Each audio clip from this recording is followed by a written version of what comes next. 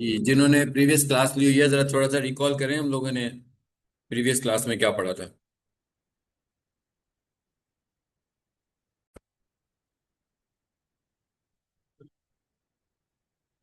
ये क्या पढ़ा था? ये तो मुझे भी पता है, फाइल पढ़ी थी उसमें। हम्म? हाँ जी, परमिशंस हमने डिस्कस की थी कि हम किस तरह यूजर्स को परमिशंस देते हैं। ठीक है, एक तो ये हमने पढ़ा था। इसके अलावा गूगल रिव्यूज, मुझे नहीं पता, आप लोग बता रहे हैं। हम्म? फोटो को देखा था हमने। फोटो के अंदर क्या देखा था बोला? क्या? लोगो चेंज करना, यानी कि अपनी कंपनी का लोगो ऐड करना, और कवर फोटो चेंज करना, और फ्रीक्वेंटली फोटोज को ऐड करना, ये और वीडियोस अपलोड करना। वीडियोस 30 सेकंड से छोटी या 30 सेकंड्स की होनी चाहिए। ठीक है,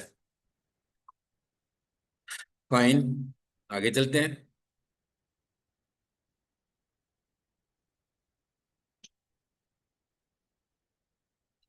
इसे खोल लें जी। जाते कैसे हैं प्रोफाइल में अपनी, business.google.com। आप देख रहे हैं ये मैंने प्रोफाइल ओपन कर लिया।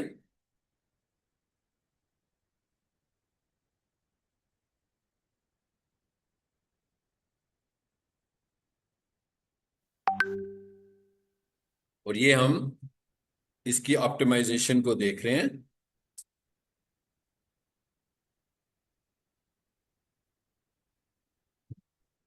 आ जाए।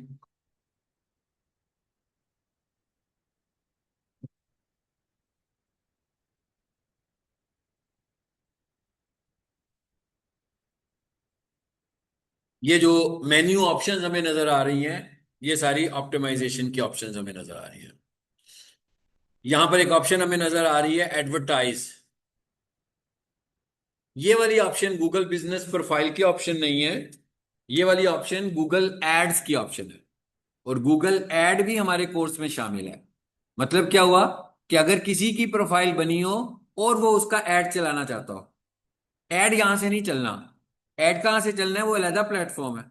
तो इसका मतलब क्या हुआ कि यहां से अगर मैं एडवर्टाइज पे क्लिक भी करूंगा तो मुझे ऐड लगाना तो नहीं आएगा, क्योंकि ऐड लगाने के लिए मुझे क्या सीखना है?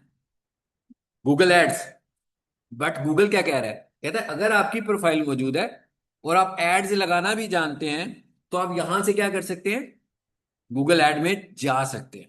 तो इसका मतलब क्या हुआ कि ये सीखते हुए कि गूगल बिजनेस प्रोफाइल पे काम कैसे करना है, मतलब क्या होगा कि भाई एडवर्टाइज तो नहीं कर सकते अभी। एडवर्टाइज कब करेंगे?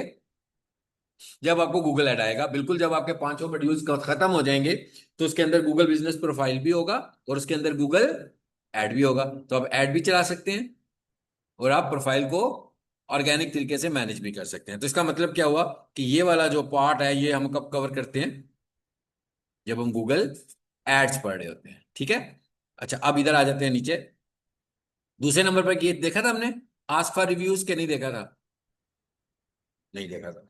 आस्क फॉर रिव्यूज का क्या मतलब है? जैसे आप ये देख रहे हैं इसके रिव्यूज आने लगे हुए हैं। कितने आ रहे हैं भाई? 783 और 5 स्टार रिव्यूज आ रहे हैं। इसका क्या मतलब हुआ कि भाई 783 इसके कस्टमर्स हैं ऑनलाइन, जिसने इनसे काम लिया और काम कराने के बाद उन्होंने अपना फीडबैक भी दिया हुआ है।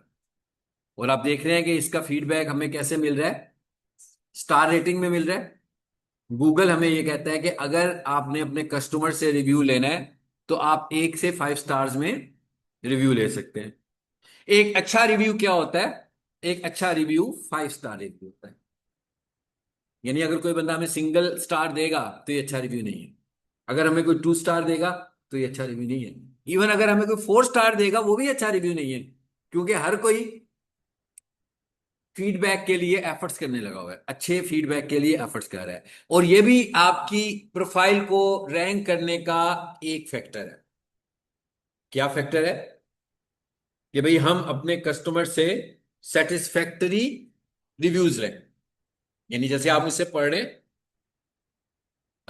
जब आपका कोर्स खत्म हो तो मैं आपसे रिव्यू लूं कि भाई आप लोगों ने मुझसे कैसा सीखा।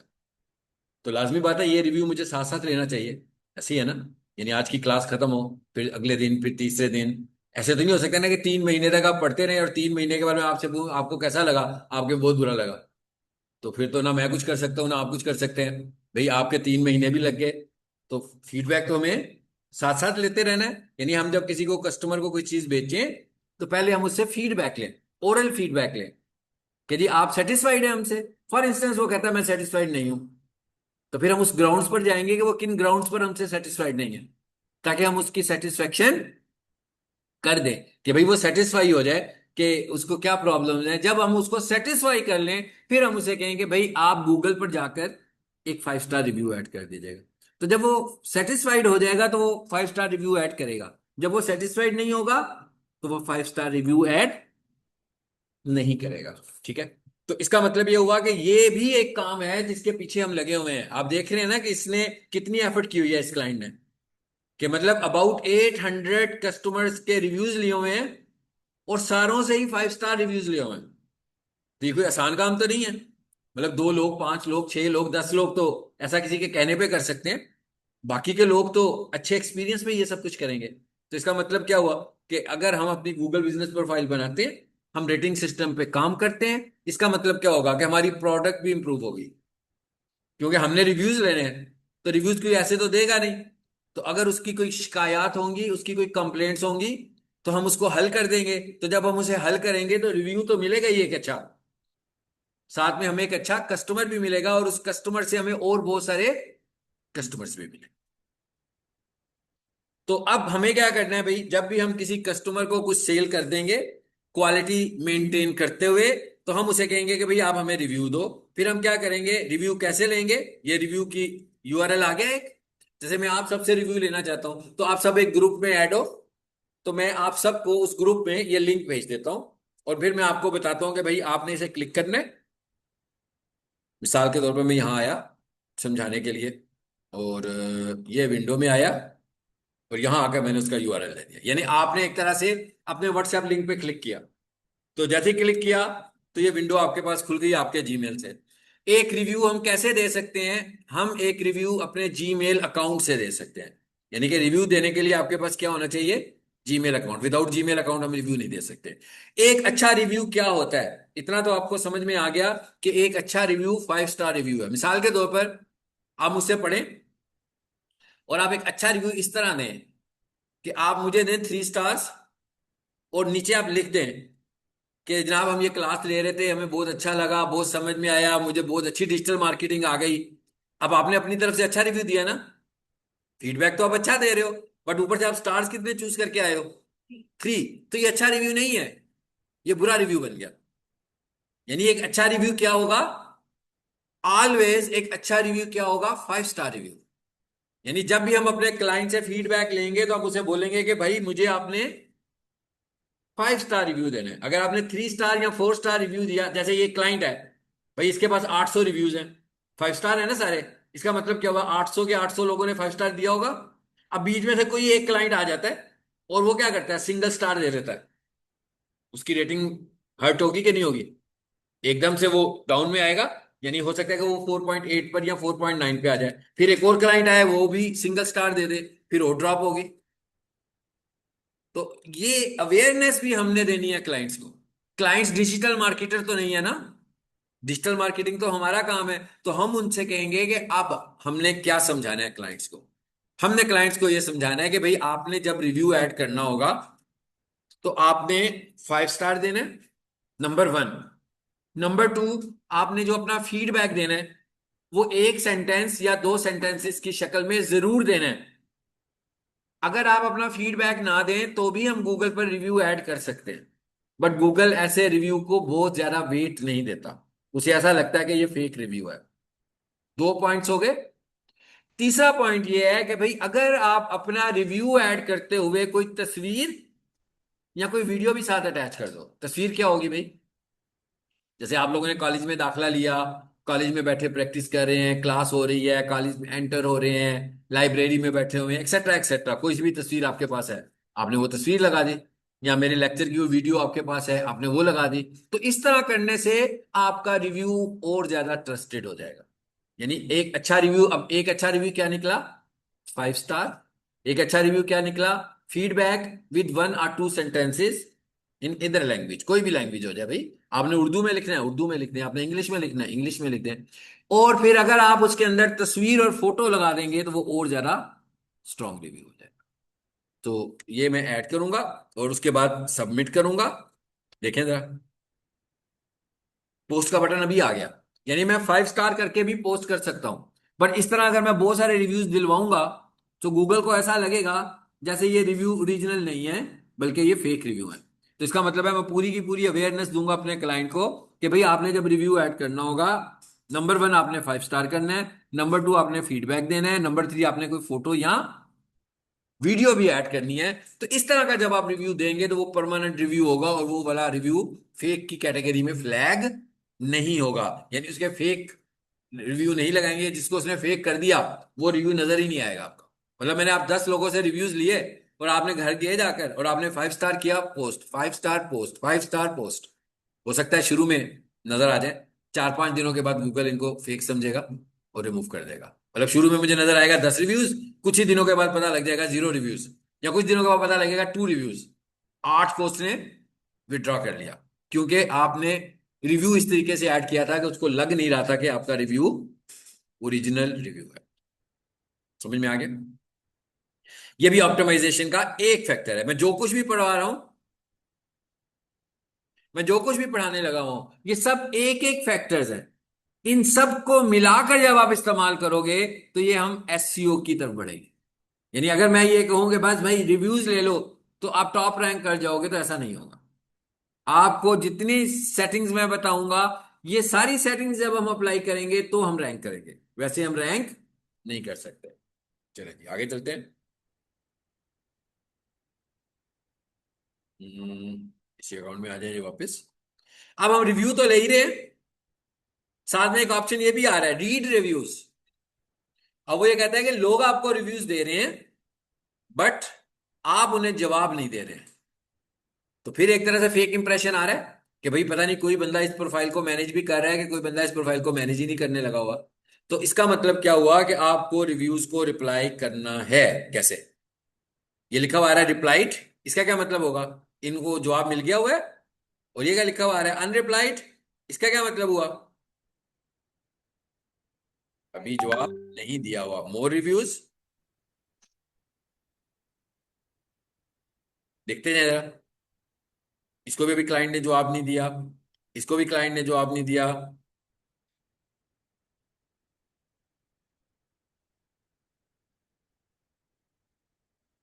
अभी मैंने सिर्फ उन पे क्लिक किया जिन पे रिप्लाइड लिखा हुआ आ रहा है, जरा देखिएगा। ये जवाब दे रहा है बस को। इसका मतलब क्या हुआ कि ये अब बैलेंस काम होने लगा हुआ है। अब गूगल को लग रहा है कि भाई इसका विजिटर भी एग्जिस्ट करता है और ये बंदा भी एग्जिस्ट करता है। तो इस तरह करने से आपको एक पॉइंट मिलेगा अपने लिए। 100% सिर्फ इसकी वजह से आप रैंक नहीं होंगे, बट इसकी वजह से आप रैंक होंगे। यानी एक फैक्टर ये भी आपका रैंकिंग फैक्टर है। दूसरा फैक्टर क्या था जो हमने प्रीवियस क्लास में पढ़ा था कि भाई क्या करो, फोटोज ऐड करो, वीडियोज ऐड करो। वीडियो कितनी बड़ी ऐड करो? लेस देन 30 सेकेंड्स ऐड करो। कैसी फोटोज और वीडियोज होनी चाहिए? आपकी बिजनेस एक्टिविटी की, आपकी पर्सनल फोटोज नहीं होनी चाहिए। यानी ये कौन है? एक सोफा क्लीनर है। तो इसका मतलब क्या हुआ? इसे जो वीडियोज या फोटोज लगानी है वो कौन सी लगानी है? सर्विसेज की लगानी है। और जितनी ज्यादा ऑर्गेनिक फोटोज और वीडियोज लगाएगा, ऑर्गेनिक फोटो क्या है कि भाई एक बंदा किसी के घर गया या किसी कंपनी में गया सर्विसेज देने के लिए, तो इसका जो दूसरा बंदा है वो उसकी तस्वीर खींचता है। ये काम कर रहा है, वो उसकी तस्वीर खींचता है और लगा देता है। ये सर्विस कर रहा है, यानी ये कोई कारपेट या सोफा की सर्विस करने लगा हुआ है और एक कोई बंदा 5 सेकंड 10 सेकंड की वीडियो बना रहा है और ये वो वाली वीडियो यहाँ पर अपलोड कर देता है। इस तरह करने से गूगल को होगा कि भाई ये बाकी सर्विस प्रोवाइडर है, ठीक है, और ये जो सर्विसेज दे रहा है नजर भी आ रही है कि जब उसने सफाई करनी शुरू की तो कारपेट बहुत ही डर्टी था। तो जब उसने एंड किया, बिफोर और आफ्टर करके वीडियो दिखाई, तो एंड के ऊपर वो कारपेट बिल्कुल क्लीन हो गया। तो इसका मतलब क्या हुआ कि क्वालिटी है इसकी सर्विसेज में। सो गूगल अब इसको और ज्यादा लोगों को दिखाएगा। यानी इसका मतलब क्या हुआ? एक फैक्टर ये भी इसमें शामिल हो गया। चलिए अब और आगे चलते हैं। ये क्या लिखा हुआ है जी, एडिट प्रोफाइल। प्रोफाइल बनाते हुए हमने बहुत सारे काम किए थे, ठीक है, प्रोफाइल बनाते हुए। अब वो ये कह रहा है कि जो काम आपने प्रोफाइल बनाते हुए किए थे, अब वो वाले काम और कुछ और काम, अगर आपको याद हो जिन्होंने पहला लेसन पढ़ा हुआ है, तो बहुत सारी ऑप्शन मैंने कही थी कि भाई इसको स्किप कर दो अभी। कब करेंगे? जब प्रोफाइल ऑप्टिमाइज करेंगे। क्योंकि प्रोफाइल एक दफा अप्रूव हो जाए, फिर हम ये वाली सेटिंग्स अप्लाई करेंगे। इट इज रिकमेंडेड कि पहले प्रोफाइल को अप्रूव हो जाने दें। अब वो सारी सेटिंग्स अब हम देखने लगे।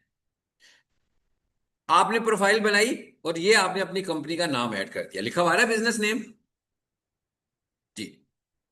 अगर आप बाद में इसको चेंज करना चाहते हो, तो यहां से आप अपने नाम को चेंज कर सकते हैं। 80 कैरेक्टर्स में हम अपना नाम रख सकते हैं, लेकिन कोशिश करनी चाहिए पहले जो नाम हो वो आपका ब्रांड नेम हो।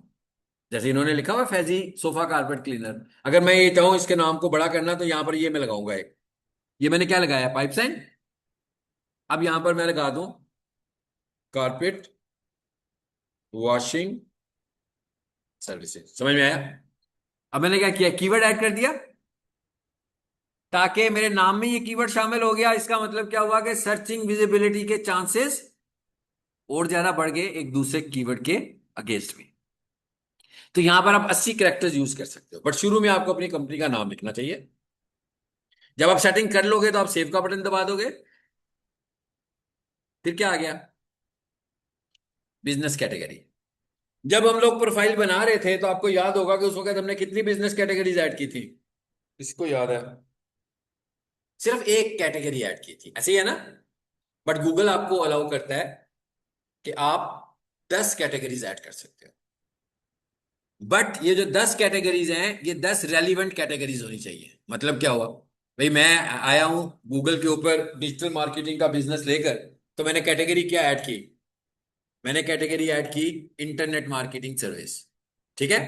बट इससे रेलिवेंट कैटेगरी और क्या हो सकती है? Marketing, marketing service, marketing agency. वैसे तो मैं सोचूं तो मेरे जहन में ये भी आता है डिजिटल मार्केटिंग। बट हमें ये भी देखना है कि क्या वो कैटेगरी गूगल प्रोवाइड भी करता है, बिजनेस कैटेगरी। गूगल के पास मोर देन 5000 बिजनेस कैटेगरीज मौजूद हैं। कहां से आई? भाई गूगल के ऊपर लोग आते हैं, सर्च करते हैं, अपने मुतालिक बताते हैं। गूगल को पता लग जाता है ना भाई गूगल कौन कर रहा है। एक कॉलेज वाला कर रहा है, एक स्कूल वाला कर रहा है, एक ब्यूटी पार्लर वाला कर रहा है, एक फर्नीचर के बिजनेस वाला करने लगा हुआ है, एक इलेक्ट्रॉनिक्स की कंपनी वाला कर रहा है। तो उसको पता लग गया लोगों के बिजनेसेस का। इस बेसिस पर उसने more than 5000 business categories add करके रखी हुई हैं। जरा पेंसिल पे क्लिक कीजिए, यहां पर क्या लिखा हुआ आ रहा है, कारपेट क्लीनिंग सर्विस। देखिए मैं इधर से ना एक सर्विस ऐड करने लगा, ये लिखा हुआ आ रहा है पोस्ट क्लीनिंग जी। ये देखिए मैंने क्या लिखा है यहां पर, लिस्ट आ गई है कि नहीं आई? आई है लिस्ट नीचे, देखें।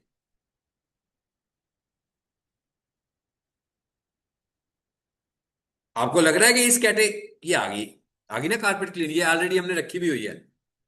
फिर क्या आ गया, कारपेंटर। यानी मैं इन लिस्ट में से ही कोई चूज कर सकता हूं, अपनी मर्जी से नहीं ऐड कर सकता यहां पर। ये सारी क्या सर, जैसे मिसाल के तौर पर पीक सोल्यूशन का एक एडमिशन फॉर्म हो, उसके ऊपर एक कॉलम बनाओ कोर्सेज का। यूनिवर्सिटी के एडमिशन लेते हैं ना, उसमें कोर्सेज का ऑप्शन आ रहा होता है ना, डिग्रीज प्रोग्राम्स का। आप उसमें अपना कोर्स टाइप तो नहीं कर सकते। आप क्या करते हैं, उनके डिग्री प्रोग्राम में से किसी प्रोग्राम को सिलेक्ट करते हैं। यानी अगर आप अपनी मर्जी से कोई स्पेशलाइजेशन वहां पे लिखने की कोशिश करें, जो कि वो यूनिवर्सिटी प्रोवाइड ही नहीं करती है, तो वो तो आपका फॉर्म ही फिल नहीं होगा। सेम इसी तरह गूगल ने आपको कैटेगरीज दे दी हैं कि भाई ये बिजनेस है तो इसकी ये कैटेगरी है। मिसाल के तौर पर ये तो मैंने अभी एक बिजनेस के मतलब, मिसाल हम कह रहे हैं डॉक्टर है कोई। अब वो जो डॉक्टर होता है, वो हॉस्पिटल की कैटेगरी में भी आ सकता है ना, डॉक्टर की कैटेगरी में भी आ सकता है, फिर सर्जन की कैटेगरी में भी आ सकता है। तो मल्टीपल कैटेगरीज बनी कि नहीं बनी? बट इररेलीवेंट कैटेगरी नहीं बनानी। अब वो मार्केटिंग एजेंसी तो नहीं है। यानी आपने जितनी भी कैटेगरीज चूज करनी है, सारी की सारी categories relevant to your business होनी चाहिए। गूगल क्या अलाउ करते हैं आपको, आप कितनी कैटेगरीज बता सकते हो? गूगल आपको अलाउ करता है कि आप ज्यादा से ज्यादा एक बिजनेस मॉडल में 10 कैटेगरीज ऐड कर सकते हैं। एक कैटेगरी हमने कब ऐड की? एक कैटेगरी हमने तब ऐड की जब हम लोगों ने अपना बिजनेस गूगल पर ऐड किया। तो मैंने कहा भाई ये वाली जो कैटेगरी है ना, ये आपकी प्राइमरी कैटेगरी है। जो कैटेगरी आपने सबसे पहले ऐड की वो कौन सी कैटेगरी बनती है? प्राइमरी। और जो बाकी ऐड कर रहे होते हो वो कौन सी होती है? सेकेंडरी। कैटेगरी ऐड करने का फायदा क्या है भाई? जैसे हम बाइक गुजरते हैं, कोई मेडिसिन लेनी होती है, तो शॉप पे लिखा होता है ना, दिस फार्मेसी शॉप। पता लग गया ना भाई क्या कौन सी शॉप है। कॉलेज में आना था तो ऊपर लिखा हुआ आ रहा है पीक सॉल्यूशंस कॉलेज, पता लग गया भाई ये कोई कॉलेज है, कोई एजुकेशनल इंस्टीट्यूट है। इसी तरह जब हम गूगल को अपने बिजनेस की कैटेगरी बता देते हैं तो गूगल को हमारा बिजनेस मॉडल समझ में आ जाता है। फिर जब लोग उस तरह के बिजनेस मॉडल को गूगल पे सर्च करते हैं तो गूगल हमारा बिजनेस उन्हें दिखाता है। तो it is the purpose of categories. यानी कैटेगरीज बनाने का पर्पज ये है कि गूगल हमारे बिजनेस को लोगों को दिखाए। तो हम कितनी कैटेगरीज ऐड कर सकते हैं? Up to 10। बट रेलिवेंट होकर। अगर मुझे लगता है कि मेरे बिजनेस से रेलिवेंट कैटेगरी सिर्फ 3 है तो मैं 10 तो नहीं ऐड करूंगा ना। मुझे अगर लगे कि मेरे बिजनेस की कैटेगरी सिर्फ 5 है तो मैं 3 ऐड नहीं करूंगा। मुझे लगे मेरे बिजनेस से रेलिवेंट कैटेगरी सिर्फ 2 है तो मैं 2 ही ऐड करूंगा। क्योंकि मैं अपनी चॉइस से टाइप नहीं कर रहा हूं, कैटेगरी लिख रहे हैं, सर्विस नहीं लिख रहे। तो इसका मतलब वो वाली कैटेगरी जो गूगल रेकमेंड करे। चैटबॉट से मैं पूछूं कि भाई मेरी एक डिजिटल मार्केटिंग एजेंसी है, मुझे बताओ इसकी बिजनेस कैटेगरीज क्या हैं।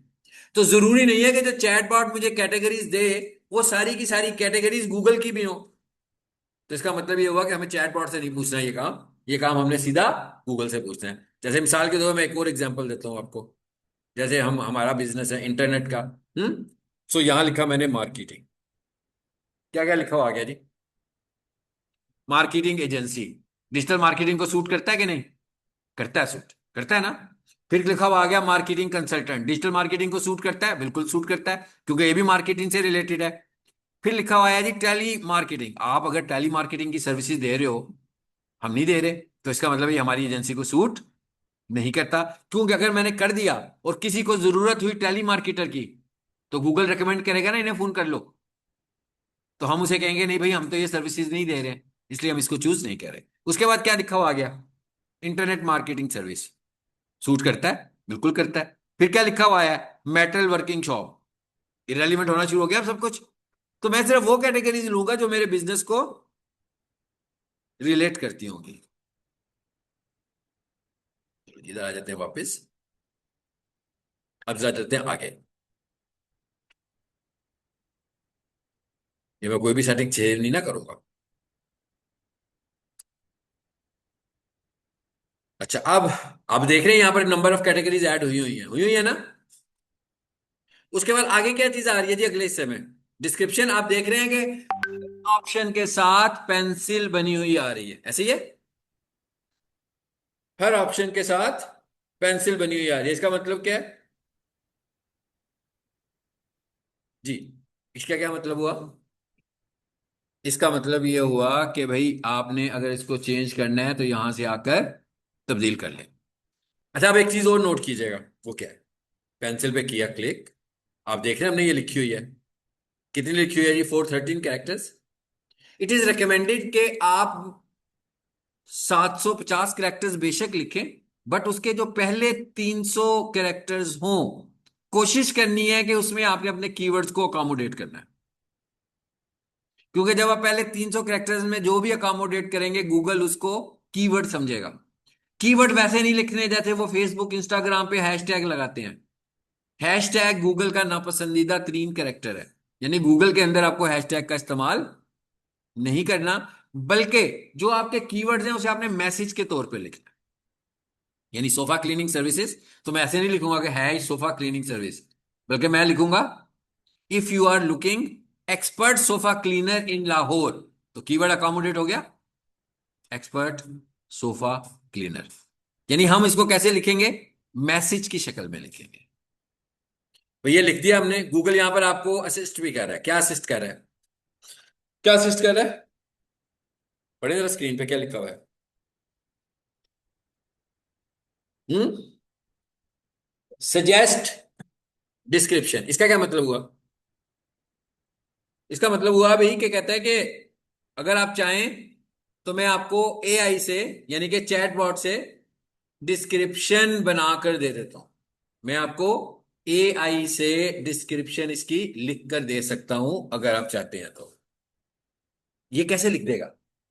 एक बंदा लोकल बिजनेस कर रहा है, ये कैसे लिखेगा? इसको उस बिजनेस की समझ कैसे आएगी? देखिए, आपने गूगल बिजनेस प्रोफाइल बनाई थी, आपने बिजनेस का एक नाम रखा था, आपने बिजनेस की एक कैटेगरी रखी थी, कितना सारा डाटा जो आप दे रहे हैं, फिर आप प्रोफाइल बना रहे हैं तो क्या कर रहे हो? फोटोज भी अपलोड कर रहे हो, वीडियोस भी अपलोड कर रहे हो, फिर क्या हो रहा है? आपके कस्टमर रिव्यूज दे रहे हैं कि जनाब मुझे, मैंने इनसे ये काम करवाया था, इन्होंने ये काम बहुत अच्छा किया।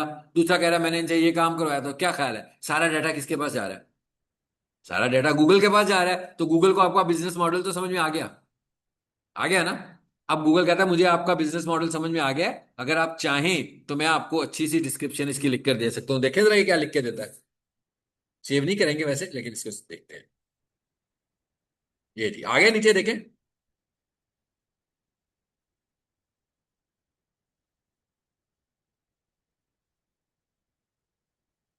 लिखा हुआ आ गया।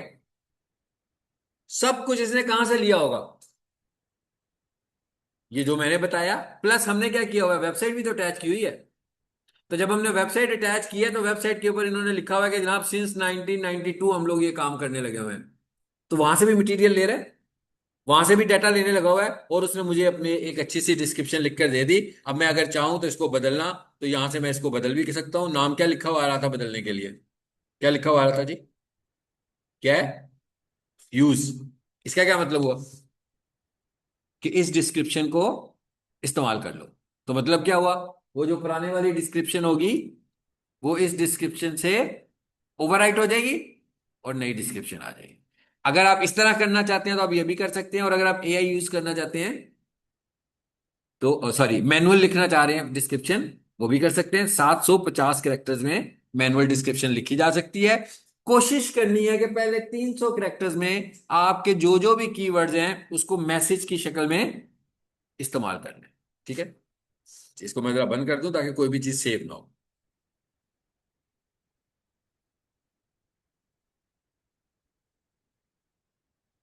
ये और नीचे आ जाता है जी।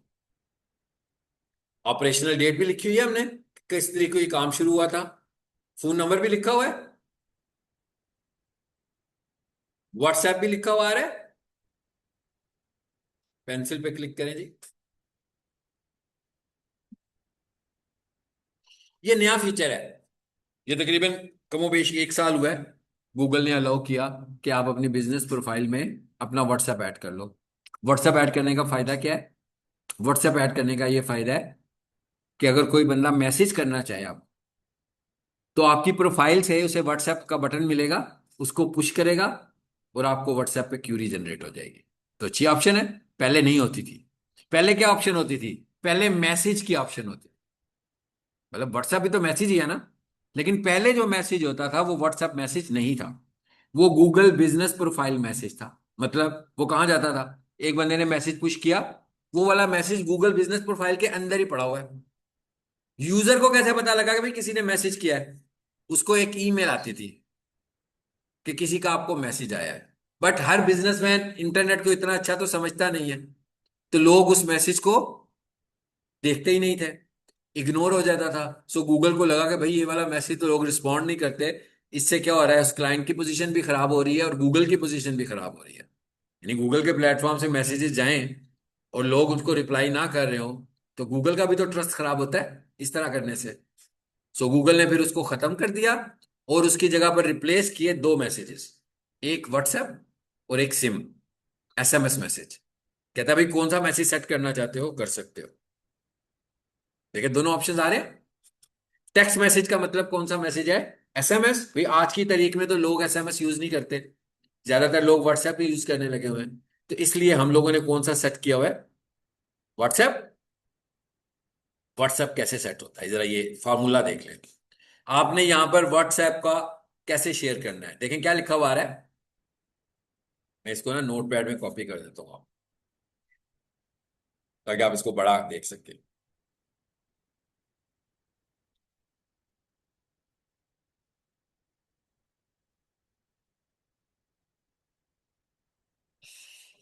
जी, बड़ी स्क्रीन आ गई अब इसकी। जैसे किसी वेबसाइट का यूआरएल होता है, ऐसे ही लिखते हैं ना वेबसाइट का एड्रेस भी, https:// हर वेबसाइट ऐसी ही शुरू होती है। इंटरनेट की वेबसाइट्स का यही प्रोटोकॉल होता है ना लिखने का, कि https:// आगे, इसके आगे क्या होगा, ये चेंज हो गया। इसके आगे आपने लिखना है wa.me, यानी कि मैं व्हाट्सएप का बटन बना रहा हूं, slash, plus country code 92, Pakistan का कंट्री कोड 92 है ना, प्लस सिम कोड, यानी कि कौन सा नेटवर्क है भाई, 323, 333, 0322, सबको पता ना ये सिम नेटवर्क्स हैं। उसके बाद आपका मोबाइल नंबर। ये तरीका है इसको ऐड करने का। यानी अगर आपकी अपनी गूगल बिजनेस प्रोफाइल हो, आप उसमें अपना व्हाट्सएप ऐड करना चाहते हैं, तो कैसे ऐड करेंगे, https://wa.me/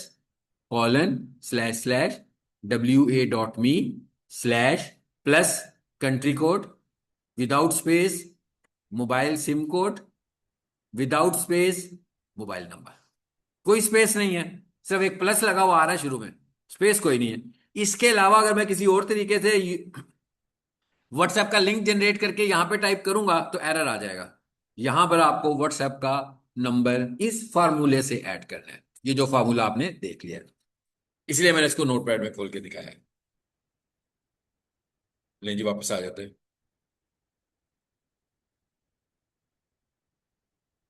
और नीचे आ जाए। फिर क्या आ गई आगे, website. Do you have a website? अगर आपकी वेबसाइट है, बहुत अच्छी बात है। जरूरी नहीं है कि जो बंदा अपनी गूगल लिस्टिंग बना रहा हो उसकी वेबसाइट भी हो। अगर है तो बहुत अच्छी बात है, इससे भी आपका ट्रस्ट बनेगा। यानी एक बिजनेस है, उसकी वेबसाइट भी है और उसने गूगल लिस्टिंग भी बना ली, तो ये ज्यादा अच्छी बात है उस बिजनेस से जिसकी सिर्फ लिस्टिंग है और वेबसाइट नहीं है। बट ऐसा नहीं है कि जिसकी वेबसाइट नहीं है उसकी लिस्टिंग बन नहीं सकती। वेबसाइट के बगैर भी लिस्टिंग बन सकती है, वेबसाइट के साथ भी लिस्टिंग बन सकती है। वेबसाइट के साथ जो लिस्टिंग बनेगी उसका ट्रस्ट ज्यादा होगा, वेबसाइट के बगैर जो लिस्टिंग बनेगी उसका ट्रस्ट कम होगा। इसी तरह, बिल्कुल इसी तरह, जिसकी वेबसाइट है, अगर उसकी लिस्टिंग है तो उसका ट्रस्ट ज्यादा होगा। अगर उसकी लिस्टिंग नहीं है तो उसका मतलब ये नहीं कि वेबसाइट नहीं है, वेबसाइट तो है ही है। सिर्फ वेबसाइट होगी तो ट्रस्ट कम होगा। Website plus Google business profile, जिसके पास ये दोनों चीजें होंगी उसके बिजनेस का ट्रस्ट गूगल पर ज्यादा हो जाएगा। और आज की तारीख में ये चैटबॉट्स डाटा दे रहे होते हैं, ये सारे का सारा डाटा ट्रस्ट बेस्ड डाटा है। यानी गूगल जिन जिन पर ट्रस्ट करता है, एक फैक्टर ये है कि गूगल उनका डाटा जो है वो जेमिनाई में दिखाने लगा हुआ है। जो चैटबॉट्स रिक्वेस्ट करते हैं, गूगल कौन सा डाटा उसे दे रहा होता है, जो ट्रस्टेड डाटा होता है। तो ट्रस्ट का एक फैक्टर ये भी है जो मैंने एक्सप्लेन किया। उसके बाद आगे क्या आ गया भाई, सोशल प्रोफाइल्स। जैसे अभी मैंने आपसे कहा कि भाई ये जो व्हाट्सएप है इसका, इसकी हिस्ट्री कोई बहुत ज्यादा पुरानी नहीं है, पहले मैसेज होता था। इसी तरह ये जो प्रोफाइल्स हैं, सोशल प्रोफाइल्स हैं, इनकी हिस्ट्री भी ज्यादा पुरानी नहीं है, बट ये तकरीबन 2 से 3 साल पुरानी जरूर है। इसका मतलब क्या हुआ कि 2022 में आप अपनी सोशल प्रोफाइल्स नहीं थे ऐड कर सकते। सोशल प्रोफाइल्स क्या होती हैं भाई, Facebook, Instagram, LinkedIn, Twitter, TikTok, etcetera etcetera, भाई ये सारे के सारे सोशल लिंक्स हैं आपके। पहले अपनी गूगल बिजनेस प्रोफाइल में ये चीजें शामिल नहीं की जा सकती थी। कब? 2022 में, 24 में ये सब कुछ आपको मिला। इससे पहले ये हो ही नहीं सकता था। यानी अगर कोई बंदा ये कहे कि मेरी प्रोफाइल है और मैं उसके अंदर अपना फेसबुक पेज का यूआरएल दे दूं, तो नहीं दिया जा सकता था, बट अब दिया जा सकता है। फायदा, जब भी कोई बंदा गूगल पर आपके बिजनेस को ढूंढेगा तो क्या नजर आएगा, आपकी लिस्टिंग, और क्या नजर आएगा, आपकी वेबसाइट, और क्या नजर आएगा, आपका मोबाइल नंबर, और क्या नजर आएगा, आपका व्हाट्सएप नंबर, और क्या नजर आएगा, आपकी सोशल प्रोफाइल्स। पहले ये नहीं होता था, ठीक है ना। ये 2024 में गूगल ने इस चीज को लॉन्च किया और बड़ी अच्छी ऑप्शन दी, तो आप देख रहे हैं टिकटॉक भी आ गया, पिंटरेस्ट भी आ गया, यूट्यूब भी आ गया। पेंसिल पे क्लिक करो। अच्छा भाई, ये काम कर लेते हैं, क्विट कर लेते हैं ताकि कुछ चेंज ना हो जाए, ठीक है ना। इसमें हमने चेंज करनी नहीं है। आए जी नीचे, यही है, सॉरी, ये नहीं है, ये है। आगे,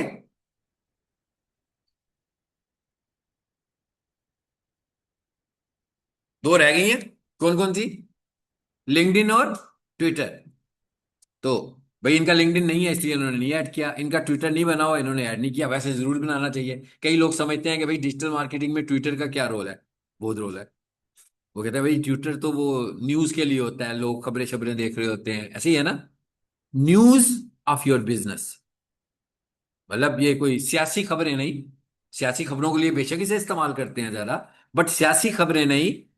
न्यूज अबाउट योर बिजनेस। तो इसका मतलब क्या हुआ, आपको अपना ट्विटर बनाना है, ट्विटर हैंडल एक्टिवेट करना है, और आपके बिजनेस में क्या चल रहा है, क्या नया आ रहा है, क्या अपडेट्स हैं, आप अपने ट्विटर पर पोस्ट करते रहे। टेक्स्ट की शक्ल में भी पोस्ट करें, इमेज की शक्ल में भी पोस्ट करें, वीडियोस की शक्ल में। सो एनीवेज ये हम यहां पर ऐड कर सकते हैं, ये देखें कैसे आ रहा है। Instagram.com इंस्टा का पेज। इसी तरह शुरू में आ रहा होगा Facebook.com, तो फेसबुक का पेज। अच्छा जी, अब और आगे चलते हैं। और आगे क्या चीज आ गई भाई?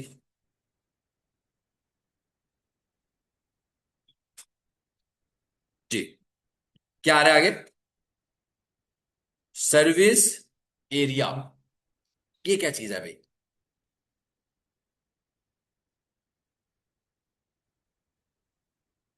हम यहां पर अपने बिजनेस के सर्विस एरियाज भी ऐड कर सकते हैं।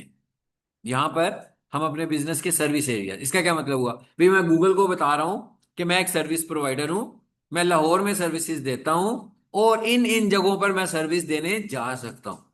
यह भी एक ऑप्टिमाइजेशन का फैक्टर है। आप 20 सर्विस एरियाज ऐड कर सकते हो अपनी प्रोफाइल के अंदर। आप ज्यादा से ज्यादा 20 सर्विस एरियाज ऐड कर सकते हैं। कोशिश करें कि जहां जहां तक आप जा सकते हो वो सारे के सारे सर्विस एरियाज यहां पर ऐड करें। जैसे आप देख रहे हो ऐड हुए हैं ना। कितने सर्विस एरियाज ऐड हो सकते हैं? 20 सर्विस एरियाज ऐड। और अगर आपको याद हो तो जब आप लोगों ने प्रोफाइल बनाई थी तो हम उस वक्त सिर्फ एक सिंगल सर्विस एरिया मैंने कहा था लाहौर ऐड कर दो। बाद में आप डिटेल के साथ यहां पर आकर आप बाकी के सर्विस एरियाज को भी ऐड। चलिए अब और नीचे आ जाते हैं। फिर क्या आ गया? ये बहुत इंपॉर्टेंट है, आवर्स। भाई फायदा क्या है, कस्टमर्स को आसानी दे रहे हैं। मिसाल के तौर पर पीक सोल्यूशन बंद हो जाता है रात को 9 बजे। कोई बंदा इंफॉर्मेशन लेने के लिए आना चाहता है, और पौने 9 बजे डायरेक्शन लेता है, और उसका घर जो है ना वो 30 मिनट्स के डिस्टेंस पर है। तो जैसे ही वो पीक सोल्यूशन की डायरेक्शन लेगा, तो सबसे पहले गूगल उसे बताएगा कि भाई ये कॉलेज जो है ना, अभी आप यहां से डायरेक्शन तो ले रहे हैं, आपने पहुंचना है 30 मिनट्स में, और इस कॉलेज ने बंद हो जाना है 9 बजे। तो आप देख लें आपने जाना है अभी भी कि नहीं जाना। तो अच्छी चीज हुई ना। ये कब पॉसिबल होगा? जब हम अपने टाइमिंग्स यहां पर स्केड्यूल किए होंगे। अगर आपने यहां पर टाइमिंग ऐड नहीं की हुए फिर नहीं होगा। यानी गूगल को वैसे तो नहीं ना पता कि ये बंद होने वाला है। गूगल को टाइम दिया, आमतौर पर क्या होता है, अचानक से गवर्नमेंट लॉकडाउन लगा देती है ना। अब वो लॉकडाउन लगा तो गवर्नमेंट ने कहा भाई ये वाला जो महीना है ना, इस महीने में क्या होगा कि कोई भी बंदा 6 बजे के बाद अपनी दुकान नहीं खोल सकता। बट उसका जो ऑफिशियल टाइमिंग आ रहा था वो क्या आ रहा था, सुबह उसने जो नॉर्मल सेट किया हुआ था 8 बजे से लेकर रात को 8 बजे तक। अब एक बंदा कहता है यार चेक करते हैं कि ये लॉकडाउन में खुले हुए हैं कि बंद है। तो अगर उस बंदे ने अपने टाइमिंग अपडेट नहीं किए होंगे, तो उसको क्या शो हो रहा होगा कि ये तो खुले हैं। तो इसका मतलब क्या, वो अपडेट करने चाहिए। इसी तरह ईद आ रही है। अब ईद कब आ रही है भाई? कोई जरूरी नहीं है कि संडे को ईद आएगी। मंडे को भी आ सकती है, वेनसडे को भी आ सकती है, थर्सडे को भी आ सकती है। कोई वर्किंग डे भी तो हो सकता है। तो जैसे ही कोई ऐसा इवेंट डे आना होता है, तो गूगल आपको पहले से ही इंटीमेट कर देता है जब डेट कंफर्म हो जाती है। जैसे मेरा ख्याल है अभी ईद की डेट कंफर्म हो गई ना ईद की डेट के भाई, आई थिंक 27। तो अब गूगल की तरफ से मैसेज आएगा कि भाई 27, 28 और 29 आप खुले हुए हैं कि बंद हैं। आप अपनी प्रोफाइल को अपडेट कर लें। तो अगर मैं कहूंगा भाई नहीं ईद की छुट्टियां मैंने तो बंद करना है, अब वो तीनों ही वर्किंग डेज है ना, तो वो 27, 28, 29 को क्लोज शो करेगा। उसके बाद नेक्स्ट वीक्स को वो ओपन ही शो करेगा। यानी अगर देखा जाए तो उसने एक तरह से क्या किया, उसने तो वेनसडे को ऑफ कर दिया ना, थर्सडे को भी ऑफ कर दिया, फ्राइडे को भी ऑफ कर दिया। पर जैसे ही वो नेक्स्ट वीक में आएगा, तो ये तीनों डेज ऑन होंगे। तो गूगल इस तरह भी आपको असिस्ट करेगा। मतलब क्या हुआ, हमें अपनी ईमेल्स को भी साथ साथ चेक करते रहना है। ये टाइमिंग कैसे बदलेंगे? ऐसे पेंसिल पे क्लिक करें। क्या लिखा हुआ आ रही, ओपन विद मेन आवर्स। हमने कहा भाई ये जो मेन आवर्स में चल रहा है, आ गया ना ये। क्या टाइम इन्होंने रखा हुआ है? सुबह 9 बजे से लेकर 21 बजे तक, 24 आवर्स के क्लॉक में। अच्छा, यहाँ पर जो प्लस दिया हुआ है इसका क्या मतलब होता है, ये भी समझ लेते हैं। भाई बहुत सारे बिजनेस मॉडल हैं जो दिन में एक से ज्यादा दफा ओपन होते हैं कि नहीं होते हैं? जैसे डॉक्टर है, सुबह भी क्लिनिक खोलता है, फिर शाम को भी क्लिनिक खोलता है। जैसे स्कूल है, सुबह स्कूल होता है, शाम को एकेडमी बन जाता है। कोई भी बिजनेस मॉडल ऐसा हो सकता है। तो उसने कहा अगर आप एक दिन में एक से ज्यादा दफा ओपन और क्लोज करते हैं तो आप अपने मल्टीपल टाइमिंग्स ऐड कर सकते हैं। कैसे? जैसे हमने ये टाइमिंग ऐड किया, प्लस करें, क्या हुआ? एक और टाइम आ गया।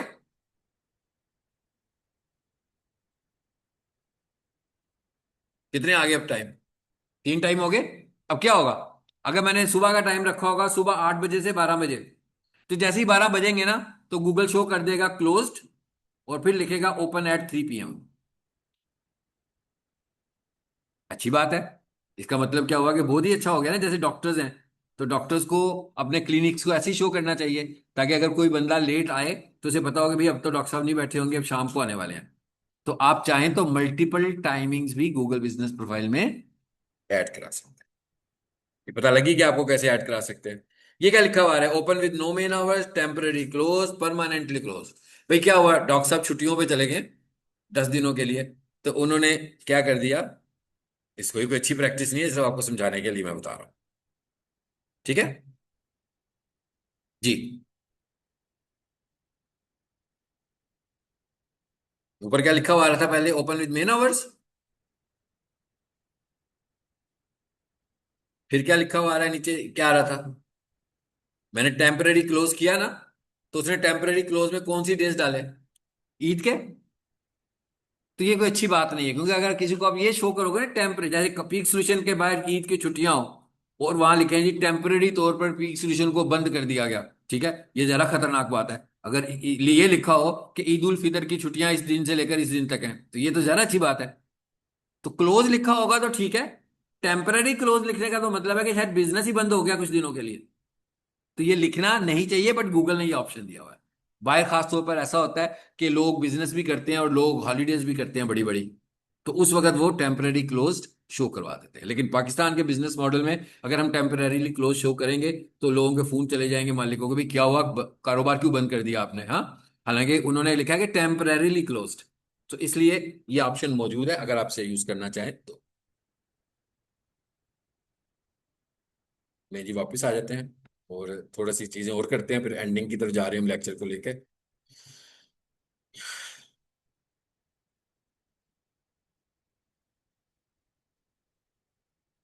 ये क्या लिखा हुआ है? मोर आवर्स। भाई जैसे मिसाल के तौर पर टाइमिंग तो लिखा हुआ था आपने 9 to 5, लेकिन आप लंच करते हैं 1 बजे से लेकर 3 बजे के दरमियान। अब कोई बंदा अगर आपके पास 1 बजे आ जाएगा तो आप तो उस वक्त भी अवेलेबल नहीं होंगे। तो अगर आपने अपने स्पेशल टाइमिंग्स ऐड करनी हो तो कैसे कर सकते हैं? यहां से पूछ रहे हैं लंच टाइमिंग। अब ये कौन से टाइमिंग्स आ रहे हैं? Lunch timings. तो जब मैं इसमें मंडे ट्यूसडे वेडनेसडे के लंच टाइमिंग्स ऐड कर दूंगा, तो जब भी कोई बंदा विजिट करने लगेगा और वो उस टाइम पे लैंड कर रहा होगा जब मेरा लंच टाइम होगा, तो उसको मैसेज आ जाए, मैसेज से पता लग जाएगा कि भाई ये इनका लंच टाइम है, इस टाइम पे ना जाइएगा। तो आपके 2 घंटे सेव हो जाएंगे ना, नहीं तो आपको वेट करना पड़ेगा अगले बंदे का। तो ये भी हम कर सकते हैं। फिर आ जाएं जी वापस। कोशिश करेंगे इंशाल्लाह कि नेक्स्ट क्लास में हम इस मॉड्यूल को कंप्लीट कर लें।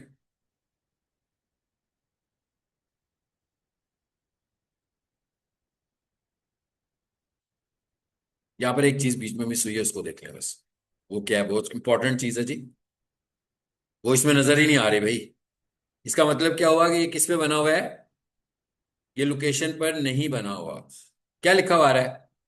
Location and areas, no location, deliveries and home services only. इसका क्या मतलब हुआ? कहता भाई ये डिलीवरीज और होम सर्विसेज देता है, ये फिजिकल बिजनेस, फिजिकल शॉप इनकी नहीं है। ठीक है, अब मैं दूसरा बिजनेस मॉडल खोलता हूं जिसको हमने शो किया होगा कि वो फिजिकल है।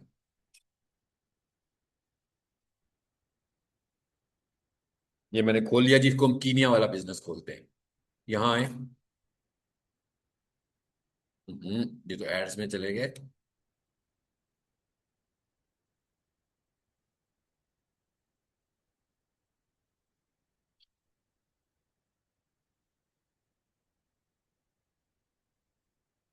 ये ले, ये बिजनेस एक आ गया। ये बिजनेस लोकेशन के ऊपर है। हम्म।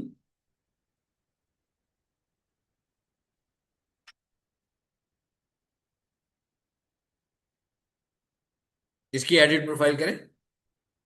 अब ये पॉइंट समझ रहे हैं मैं क्या बताने लगा हूं?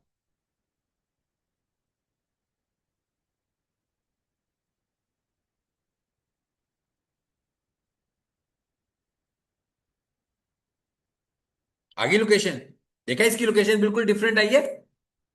क्यों?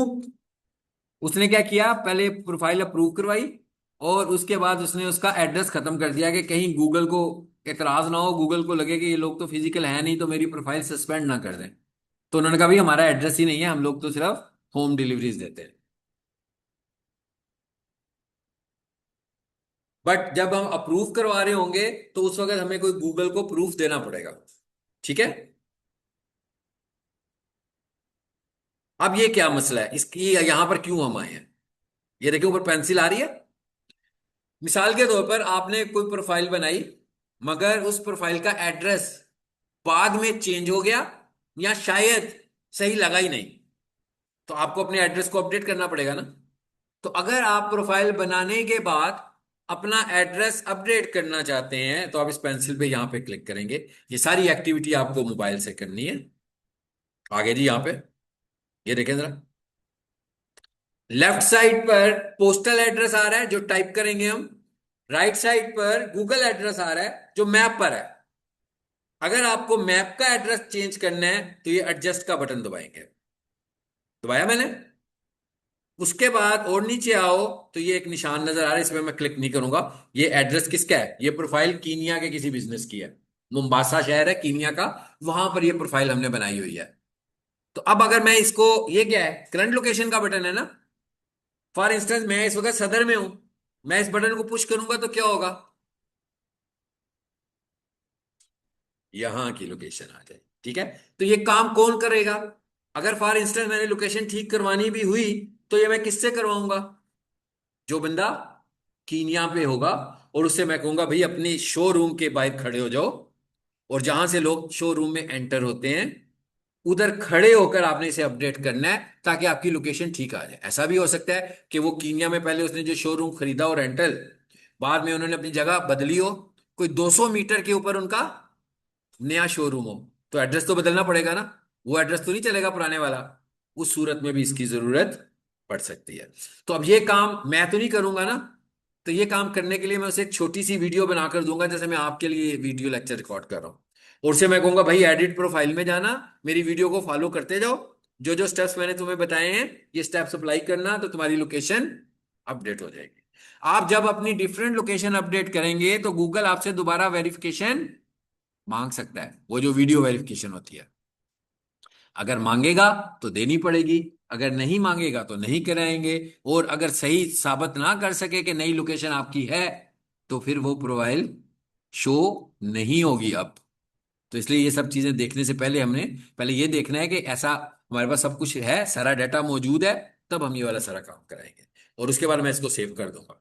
ठीक है जी, ये तो मोस्ट इंपॉर्टेंट ऑप्शन थी जो कि हमें अक्सर करना भी पड़ता है। ठीक है। तो ये था हमारा आज का ये तीसरा लेसन। पहले लेसन में हमने प्रोफाइल बनानी सीखी थी। दूसरे लेसन में हमने बहुत सिंपल से टास्क देखे थे, सेटिंग्स, परमिशंस देना, फोटोज को अपडेट करना। और आज के लेक्चर में हमने रिव्यूज की बात की है, और मोस्ट इंपॉर्टेंटली पूरी की पूरी प्रोफाइल सेटिंग्स की बात की है।